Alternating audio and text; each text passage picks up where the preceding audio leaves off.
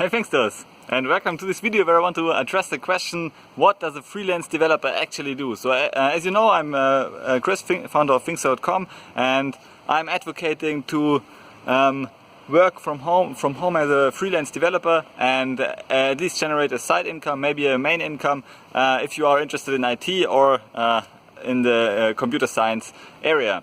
So this is an excellent way of earning some money while learning relevant practical skills. And in today's marketplace, it's all about having this well-rounded skill set that make you valuable for other people, for other business owners, so that they can hire you and create value for themselves. Okay, so it's about your skills, the skills you develop, and therefore, like the first thing you do if you are a freelance developer on a daily basis is to learn and to improve your skill set. Okay, so this is you should at least read, say, 1 hour a day.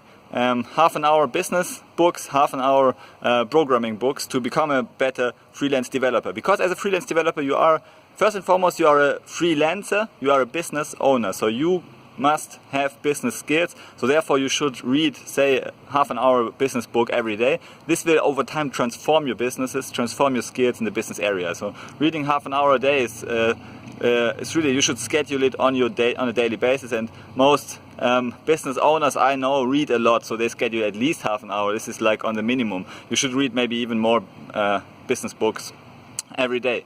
So the second one, is reading programming books every day to hone your skills, to hone your skills over time. Read your programming books in areas where you want to focus anyway as a freelance developer, because on the second note, you are a developer, you are a freelance developer, so you need to know about developing skills. You need to have these programming and computer science skills, and you should not seek the generalist education, you seek the specialist education. So as a freelance developer, if you study business well, you know that you need to specialize in a niche that is valuable for people, so you need to then read books in this niche. Okay, so your business skills kind of light the way which types of specialist skills you need to study to make yourself more valuable to the marketplace. Okay, so these are two activities that take a lot of time of freelance developers, but if you enjoy learning, if you enjoy reading like me, then it's like the dream life, because you can actually spend as much time as you want reading and learning, and you know that it's good invested time usually. So if you even spend 3 to 4 hours every day reading like me, then you will quickly see that the payoff is huge. I mean, this is like the return on investment on reading is massive compared to just doing some busy work. Okay, so learning is one of the best things you can do as a freelance developer, and it's also one of the things freelance developers do on a daily basis. The second one, of course, is to find clients. So you need to apply for projects, especially in the initial.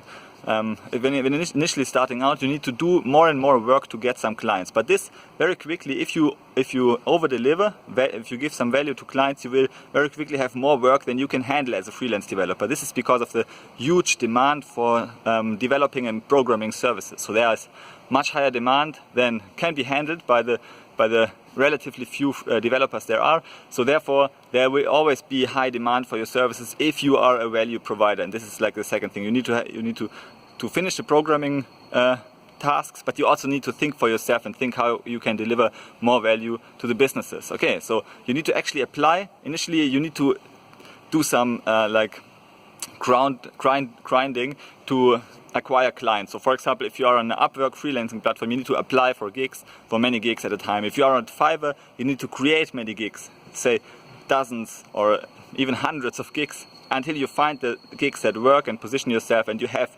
more work than you can handle. Because if you have more work than you can handle, you can gradually increase your hourly rate, and you will get paid this hourly rate, because the demand for your services is higher than the supply, which is just say 4 to 5 hours every day doing the practical tasks. So if you have like demand of 10 to 15 hours, you can usually double your hourly rate, earn more in less time. So this is like a general strategy. You need to, and therefore initially you just need to, so over time you will have word of mouth working on your side, and you will have a good client base that will give you more work than you can handle. But initially you need to invest the sweat equity, so you need to say invest 1 or 2 hours every day just acquiring clients, just trying to get the gigs.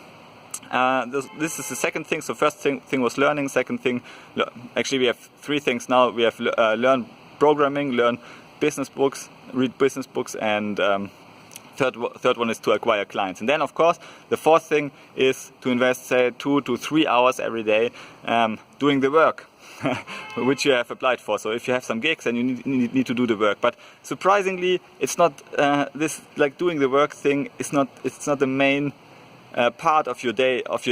Your day should focus more around learning and client acquisition, especially initially, and then over time you can invest more and more time into actually doing the work, delivering the work. But this is, I mean, if you learn over time, you can do things 10 times quicker than if you don't learn. Okay, so say for example you have a beginner coder and you have an expert coder, and both are assigned the same tasks. Then usually the expert coder will deliver higher quality work in less time, and oftentimes it's like 10x different in the time both need for the same task. Okay, so the beginner coder may spend the whole day or even the whole week coding, like say 20-30 hours for a task that the expert coder can finish in half an hour or so. Bill Gates famously said that a great Lethe operator cannot command 10,000 times the salary of an average Lethe operator, but a great programmer can. And this is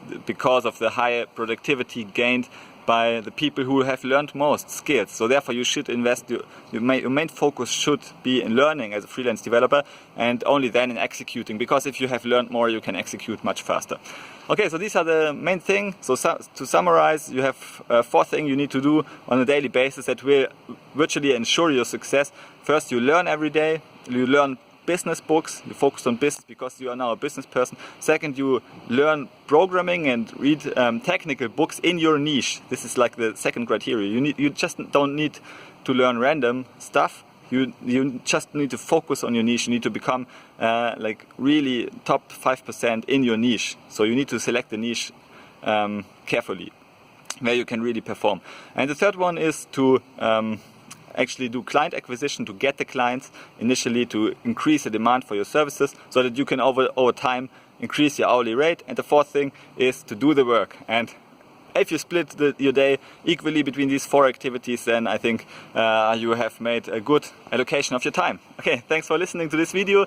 If you want to become a freelance developer yourself, then check out my book, Become a Python, my book, Leaving the Rat Race with Python, which just appeared now in 2020. So you can check out the book, or if you are more the course person, you can also check out the course Become a Python Freelancer. Thanks for listening to this, and see you in the next video. Bye.